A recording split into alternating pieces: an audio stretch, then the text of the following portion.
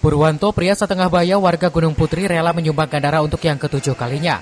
Donor darah yang diselenggarakan pemerintah desa Gunung Putri bekerja sama dengan Karang Taruna dan Palang Merah Indonesia Kabupaten Bogor berlangsung di aula kantor desa. Menurut Purwanto, setiap ada kegiatan donor darah, dirinya selalu ikut berpartisipasi.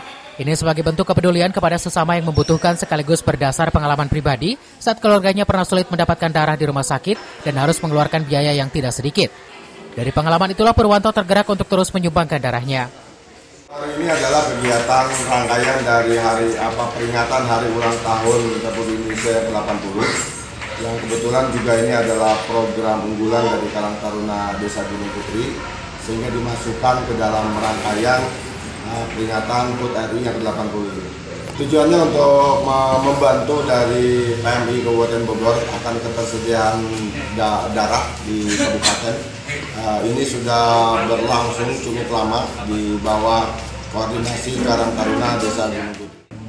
Sementara itu, Kepala Desa Gunung Putri Damanhuri mengatakan donor darah di kantor Desa Gunung Putri rutin dilakukan setiap bulan.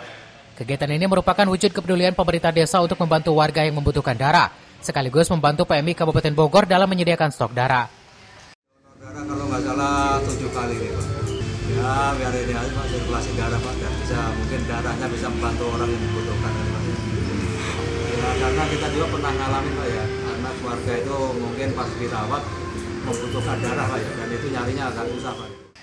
Damanhuri juga mengajak seluruh masyarakat untuk ikut berdonor darah karena setetes darah yang disumbangkan dapat menyelamatkan nyawa manusia. Dari Gunung Putri, Kabupaten Bogor, Edi Junaidi melaporkan.